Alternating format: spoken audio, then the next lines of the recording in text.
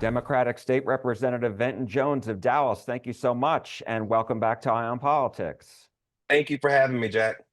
You bet. So, you and other Democrats have left the state of Texas on a quorum break to prevent the start of debate on House Bill 4, which is the newly drawn Texas congressional maps, newly drawn by Republicans, that is, who want to get at least five more Republican seats.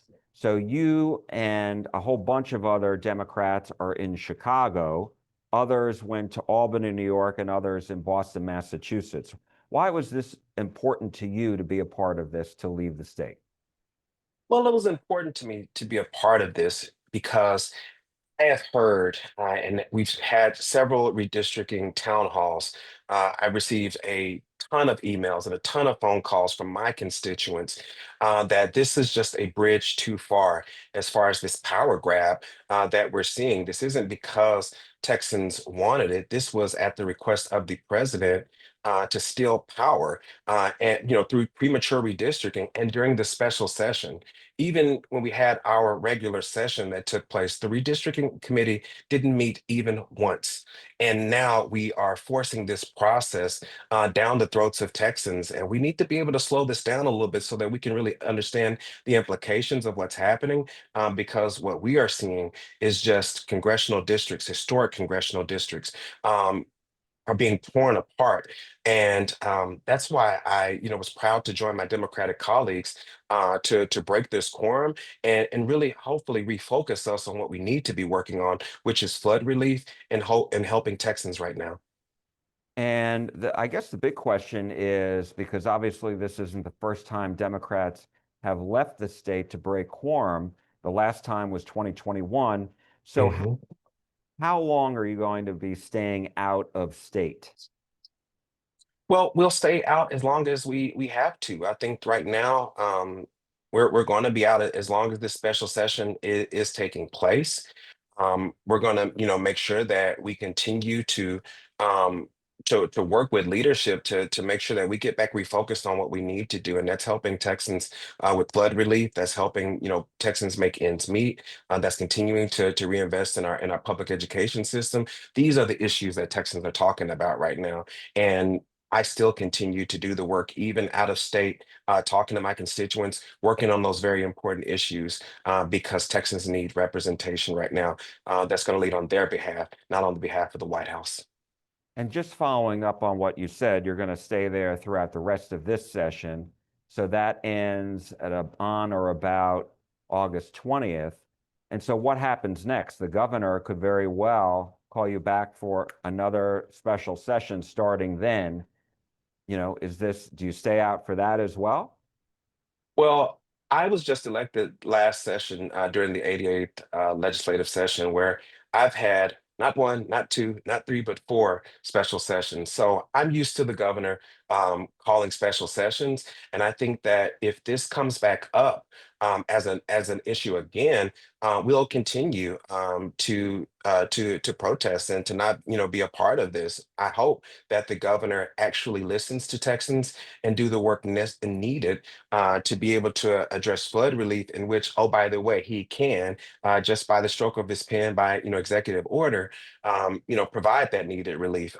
But again, we are talking about redistricting. We are spending resources on having this conversation 5 years too early, and it's too fast. And I think that that's the important thing that people need to know, and I hope that the governor really heeds not only the call of us, but the call of Texans to really get back focused on what we need to help our state in this critical time right now. So the governor sent you and all the Democrats who left Texas a letter last night. Did you receive it? Yes. And so in there, he said two things of note. One is that you and other Democrats may have committed felonies by fundraising to cover the $500 a day fine. And the other thing he said is that he basically may try to remove you from office because of your abandonment of office. What was your response when you saw those things? Well, I think that it's just totally untrue. We continue to still do the work. and to serve our districts. And this is what my district is telling me right now. And so I have not forfeited my role. I am actually 10 toes down doing my work to serve House District 100. And I would hope that the governor does the work that he needs to do to be able to continue to serve our state of Texas versus going on political, agenda trips for the president, for billionaires when it comes to, the vouchers and all these other issues. And so I think that our chairman Gene Wood really said it perfectly. Come and take it. If that's something that he wants to do, he can just be able to come and take it. But until then, I'm going to continue to work hard for my constituents. I'm going to continue to be the voice that they sent me to be. And regarding this redistricting issue, this is not something that we need right now.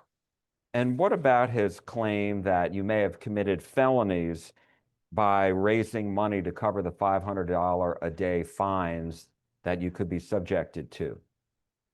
Well, I'm not sure as far as what he means by that, as far as fundraising around those funds, but we have not committed any crimes.